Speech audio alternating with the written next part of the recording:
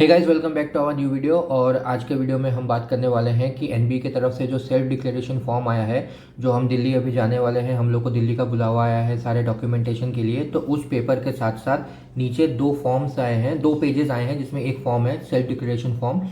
उस फॉर्म में हमें बेसिकली क्या भरना है कि हम लोग हमारे जो फॉरेन कंट्री है जहाँ पर हमने पढ़ाई की है, वहाँ पर हम कौन से टाइम पे पहुँचे थे, कितने दिन तक रहे, फिर वापस कब इंडिया आए, फिर अगले साल कब गए, फिर कितने दिन रहे, हमारा वीज़ा का ये वैलिडिटी, साथ ही साथ वो जो ड्यूरेशन है उस ड्यूरेशन का टाइम। तो उस फॉर्म को भरने में बहुत सारे प्रॉब्लम्स आ रहे हैं। प्रॉब्लम्स इन द सेंस कि किसी ने बताया नहीं कैसे भरना है, बस लिख के दे दिया है, तो बहुत सारे बच्चों को समझ नहीं आ रहा है। मुझे भी बहुत समझ नहीं आया था, इसलिए इतना लेट वीडियो बना रहा हूँ। मैंने भी अलग अलग जगह देखा, अलग अलग सोर्सेस में देखा, अलग अलग लोगों ने मुझे हेल्प किया, और आज मैं आप लोगों के लिए वो वाला जो फॉर्म है उसको स्क्रीन रिकॉर्ड करके दिखाने वाला हूँ कि कैसे कैसे चीज़ें हैं। मैं अपना वीज़ा, मैं अपना इमिग्रेशन का स्टैम्प, वो सब दिखा दिखा कर एग्जाम्पल के तौर पर सब भरूंगा, और भर भर के आपको दिखाऊंगा कहाँ कहाँ कैसे कैसे कैलकुलेट करना है। सो इस वीडियो में बने रहिए। एंड अभी हम जाते हैं हमारे स्क्रीन रिकॉर्ड पे। तो सबसे पहले ये अपने फॉर्म ओपन कर लिया है, और फॉर्म ओपन करने के बाद अभी हम जाएंगे इसके सेकेंड लास्ट पेज पे। सेकेंड लास्ट पेज पे ये पहुँचे, ये अपना सेल्फ डिक्लेरेशन ऑफ कैंडिडेट है। तो बहुत सारे लोगों को ये समझ में नहीं आ रहा है कि अराइवल डिपार्चर में क्या लिखना है क्या नहीं, तो मैंने सब फ़ोटोज़ वगैरह कलेक्ट करके अभी मैं समझाने वाला हूँ। तो सबसे पहले ना ये देखते हैं कि यहाँ पर लिखा हुआ क्या है। जैसे कि द अंडरसाइंड, नाम लिखना है, has gone through the information bulletin of the FMG December 2023 and here bye certified slash understand that I physically attended the course of primary medical qualification. ठीक है, country of primary medical qualification जो ये CPMQ है, जो ये है CPMQ okay. और ये यहाँ पर सबसे इम्पॉर्टेंट है कि the details mentioned here in above should be supported with the immigration stamp. बहुत बार क्या है, मेरे को भी स्टार्टिंग में लग रहा था कि वो वीज़ा का एंट्री और एग्जिट जो है, वीज़ा कब से बना है कब से नहीं, वो वाला है। बट पढ़ने के बाद अब समझ में आया कि जो इमिग्रेशन स्टैम्प्स है उनको देख देख के हमको फिलअप करना है। और उसके बाद फिर in the passport visa document may be asked to verification at the time of in person, जो जाएंगे दिल्ली में ये पेपर लेके, इसका प्रिंट लेके। और नीचे यहाँ पर लिखा है कि that I fulfil eligibility requirement for FMG and furnished factual and correct information वगैरह वगैरह। अगर मैंने कुछ गलत दिया होगा तो मेरे को जो भी है डिस्क्वालीफाई कर देना हर, और ये नॉर्मल सी बात है। और नीचे ये सब करके candidate name, roll number, signature, date, place, okay ठीक है। तो अभी यहाँ पर ये वाला देखते हैं। पहला लिखा है विजिट 1 2 3 4 5 6 7 8 9 10 ओके। यहाँ है डेट ऑफ अराइवल, ये कलर चेंज करता है। यहाँ पर लिखा है date of arrival at CPMQ और date of departure from CPMQ। तो इंडिया का कोई भी जो स्टैंप है वो उसके बारे में कुछ नहीं लिखने का है। जो वीज़ा में हम लोग को इंडिया का स्टैंप मिलता है ना, अभी दिखाता है, कहाँ गया नोट्स पे, हाँ ये मेरा पहला वीज़ा है जो कहाँ गया इसका साइज़। तो ये मेरा पहला वीज़ा है जो 1/10/2017 को मैं 2017 में गया था, से लेकर 29/12, क्यों 90 दिन का ये, क्योंकि इंडिया में जो पहला बना था वीज़ा। तो इनको नहीं देना है, इनको कुछ भी नहीं लिखना है उस पेपर में। उसमें क्या लिखना है कि 2017 में मैं फर्स्ट टाइम रशिया कब गया, ये देखो 1/10/2017 से 29/12, ठीक है, ये 29/12/2017 तक ये वाला जो वीज़ा था ये वैलिड था। उसके बाद यूनिवर्सिटी ने ही फिर 30/12/2017 से लेकर 365 दिन के लिए मेरे को नया वीज़ा दे दिया। बट अब मैं पहला यहाँ पर जो था, यहाँ पर लिखा हुआ है date of arrival at CPMQ, date arrival, पहला डेट, ठीक है। तो नंबर ऑफ विजिट 1, यहाँ पर कुछ भी नहीं लिखना है, यहाँ लिखना नहीं है, ये 1 2 3 4 5 6, ठीक है। यहाँ पर तो ये देखो, इतना तो मुझे पता है ना कि 2017 में मैं कब गया था। तो ये 2017 का अक्टूबर का, रेड में है ना, ब्लू पर्पल 2017 के अक्टूबर में, 2017 में 17 अक्टूबर को गया था। लेकिन ये न्यू दिल्ली है तो इसको नहीं लिखने का है, ये छोड़ो। पहुंचा कब, पहुंचा मैं ये 17 अक्टूबर 17 को मैं पहुंचा डोमोदेवो रशिया। तो अब रहेगा ये चीज़ मेरा यहाँ पर ब्लैक 17 अक्टूबर 10/2017, ठीक है। उस दिन मैं पहुँचा। अब मैं फर्स्ट ईयर का जो छुट्टी हुआ था मेरा, मुझे याद है कि मेरा फर्स्ट ईयर का छुट्टी में मैं कब आया था, काइंड ऑफ जून जुलाई में आऊँगा। तो अब date of departure from Russia, यहाँ पर इंडिया में अराइवल नहीं, डिपार्चर फ्रॉम रशिया। तो अब फिर देखते हैं। ये देखो यहाँ पर इतना तो याद है कि चलो ये 2017 जो है, 2017 से लेकर 2018 के दिसंबर तक मेरा वीज़ा था। तो अब मैं ये 2017 के दिसंबर से लेकर 2018 के दिसंबर के बीच में कहीं तो आया हूँ इंडिया घूमने के लिए, जैसे छुट्टियों में। तो अब ढूंढते 2018 का स्टैम्प, फिर 2018 का स्टैम्प ढूंढा। तो अब क्या देखा कि 2018 में 6/7/2018 मतलब 6 जुलाई, 7 मतलब जुलाई ना, तो ये हो गया जुलाई। तो 6 जुलाई 2018 को मैं निकला था रशिया से इंडिया आने के लिए। क्यों? क्योंकि यहाँ पर, हाँ यहाँ पर बगल में मुझे यहाँ दिख रहा है कि 30 अगस्त 2018 को मैं इंडिया से डिपार्ट किया। अगर मैं इंडिया से 30 अगस्त को डिपार्ट कर रहा हूँ, मतलब कि मैं इंडिया 30 अगस्त से पहले आया हूँ, तभी ना वहाँ से 30 अगस्त को निकल रहा हूँ। तो अब ये जो 6 जुलाई है, ये अगस्त से पहले आता है। तो 6 जुलाई को मैं रशिया से उड़ा, इंडिया में टपका, फिर 30 अगस्त 2018 को मैं इंडिया से उड़ा, और ये देखो 31 अगस्त 2018 को मैं रशिया में फिर पहुंचा। तो अभी क्या लिखना है, 6/7/18। तो ये यहाँ 06/07/2018, और उसके बाद फिर 31/8/2018। फिर ये नेक्स्ट पार्ट 2 31/08/2018। अब 2018 में आ गया मैं इधर इंडिया में, रशिया में। ये समझ में आया ना कि 6/7/2018 तक मैं रशिया में था, वहाँ से उड़ के फिर 30 तारीख को जो है मैं इंडिया से उड़ा, और 31 को मैं रशिया पहुँच गया। उसके बाद 31/8/2018। तो अब मेरे दिमाग में है कि 31 अगस्त 2018 को मैं रशिया आया। तो अब मुझे याद है कि मैं 2019 के फिर से जून या जुलाई के टाइम पे इंडिया वापस गया था। फिर अभी ढूंढेंगे पहले जून का ये ठप्पा। तो 2019 के जून का मुझे यहाँ पर तो दिख रहा है कि 21/6/2019 को मैं उड़ा था। अब आप सोचोगे कि यार ये ऑरेंज कलर का उड़ने का है कि पिंक कलर का उड़ने का है, मुझे समझ नहीं आ रहा।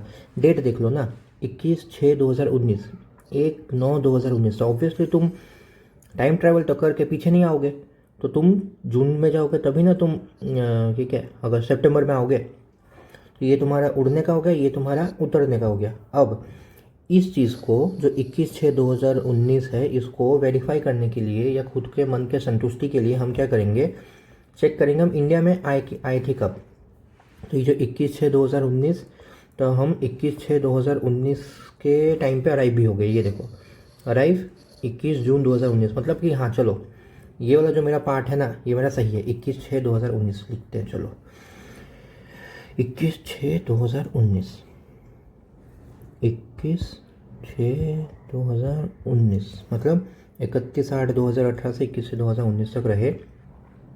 फिर उसके बाद डिपार्ट किया, 31 अगस्त 2019 को डिपार्ट किया दिल्ली से, और पहुँचे कब, 1 सितंबर 2019 को रशिया पहुँचे, 1/9/2019। तो अब इसको अब फिर से 01/09/2019, 1 सितंबर 2019। उसके बाद फिर इसका उड़ो, ये वो बहुत है, सेम है। अब मैं बताता कोविड वाला सीन। मतलब हम लोग गए थे इंडिया, फिर आए नहीं, हमारा वीज़ा एक्सपायर हो गया था। इसका एग्जांपल कि यहाँ पर हम देख सकते हैं कि क्या लिखा है, 30/12/2019 से 28/12/2020 तक तो मेरा वीज़ा था। लेकिन उसके बाद फिर अब क्या, नेक्स्ट वीज़ा क्या होना चाहिए था बेसिकली, 29/12/2020 से 28/12/2021। बट अब यहाँ पर क्या दिख रहा है, 10/8/2021 को मेरा नया वीज़ा बना। क्यों? क्योंकि मैं इस टाइम पे इंडिया पे आ गया था कोविड के वजह से, तो मैं वापस रशिया नहीं गया, तो मेरा वीज़ा रिन्यू नहीं हुआ, तो मुझे फिर से न्यू वीज़ा की तरह वो 90 दिन का ही वीज़ा मिला। तो अब इस मोमेंट पे जब मैं इंडिया में था, तो अभी जब इंडिया से मैं उड़ा, तो मैं इंडिया से कब उड़ा, फिर मैं इंडिया से डिपार्ट किया। डिपार्ट इसको नहीं लिखने का है, इसको वो फॉर्म में नहीं भरना है, ये बस ये देखो 31 अगस्त 2021 को मैं उड़ा। तो मैं पहुंचा कब? मैं पहुंचा 14 अगस्त को, 14/8/2021, ये 21 14/8/2021, 19 का, फिर ये 2020 में कभी तो गया था, फिर 2020 को जाने के बाद फिर आया ही नहीं। तो यहाँ पर ऐसे काटना मत, सॉरी, ये समझ जाओगे, काटना है नहीं काटना है। फिर यहाँ पर लिखना है अगस्त, 14 अगस्त, 14/08/21। फिर यहाँ पर वो वॉर के टाइम पे मैं अराउंड कुछ मार्च या अप्रैल के टाइम पे वापस गया था, फिर उसका लिखना है। ऐसे कर करके हर एक का तुमको भरना है। तो ये वाला जो सेक्शन है, ये वाला जो सेक्शन है, ये तो अभी कैलकुलेट नहीं कर सकते, इसका फिर देखना पड़ेगा। बट तुमको इतना तो समझ में आ गया ना कि इमिग्रेशन का वो जो स्टैम्प है, वो स्टैम्प को देखो, रशिया का कंफ्यूज हो रहा है तो इंडिया का देख लो। दोनों को पहले एक दूसरे के साथ मैच करो, क्योंकि तुम जिस भी कंट्री में जा रहे हो तुमको इतना तो आइडिया होगा ना कि मैं कितने देर में पहुंचता हूँ, 6 घंटा, 8 घंटा, 10 घंटा। तो वैसे हिसाब से कैलकुलेट करके ही करना, रीचेक कर करके करना। इंडिया का भी स्टैम्प देखना जब तुम डिपार्ट कर रहे हो, रशिया का भी स्टैम्प देखना जब तुम अराइव कर रहे हो, सब कुछ करके। वैलिडिटी का जो यहाँ पर लिखा हुआ है, validity of visa by CPMQ। तो वैलिडिटी का पहला जो है, फर्स्ट ईयर में तो हम लोग को 2 मिला था। क्यों? क्योंकि फर्स्ट ईयर में हमने वीज़ा अप्लाई किया था, तो हमको पहले 90 डेज़ का मिला था, और उसके बाद फिर हमको 365 डेज़ का मिला था। एक 90 मिला था, फिर 365 डेज़ का मिला था। तो उसको हम देखते हैं यहाँ पर। जैसे ये है कि 01/10/17 से 29/12/17, अक्टूबर 2017 से दिसंबर 2017, और फिर अगले दिन से ही फिर स्टार्ट हो गया था, जो 1 साल के लिए हम लोग को मिला था 2018 तक। तो ये क्या लिखेंगे? ये लिखेंगे दिसंबर 2017 से लेकर दिसंबर 2018। तो अब यहाँ पर लिखने का जो है यहाँ पर जैसे एग्जांपल के तौर पर यहाँ लिखा हुआ है जून 2018 टू जून 2019, तो उस हिसाब से हम लोग को अपना लिखना पड़ेगा। तो हमारा एक ये जो फर्स्ट ईयर है, फर्स्ट ईयर में 2 बार मिला है, तो इसमें लिखेंगे अक्टूबर 2017 टू दिसंबर 2017, और फिर दिसंबर 2017 पूरा लिखना है, दिसंबर पूरा लिखना, ये ऐसे DEC मत लिखना, टू दिसंबर 2018। लेकिन अब तो ये सेकेंड ईयर है, जो सेकेंड ईयर है, इस सेकेंड ईयर में हम लोग को कैसा मिला है वो देखते हैं। सेकेंड ईयर का के लिए 2019-20 छोड़ो, ये देखो, ये 2019 से 2020, ये कौन सा ईयर हो गया? ये थर्ड ईयर होगा, काइंड ऑफ, हाँ थर्ड ईयर है। तो 2019 से 2020 जो ये टाइम पे हम लोग घुसे थे, तो अभी दिसंबर 2018 तक हुआ। तो फिर यहाँ पर दिसंबर 2019 टू दिसंबर 2020, जो यहाँ लिखा है दिसंबर 2019 से लेकर दिसंबर 2020। तो वैसे कर करके इनको फिलअप करना है।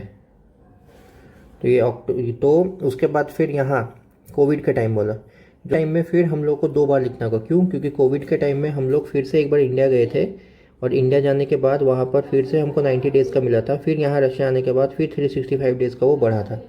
तो वो देख देख के भरना कि कौन से ईयर में कैसा है। तो अब हम देखते हैं ये total duration spent in CPMQ।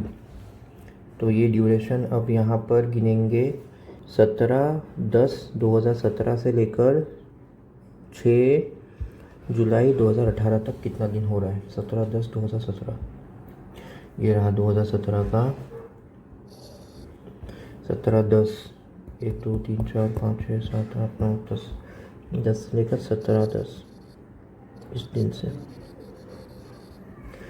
तो ये कितना हुआ, 17 से 18, 1 2 3 4 5 6 7 8 9 10 11 12 13 14, यहाँ पर 14 डेज हुए, ठीक है। 9 months 27 days।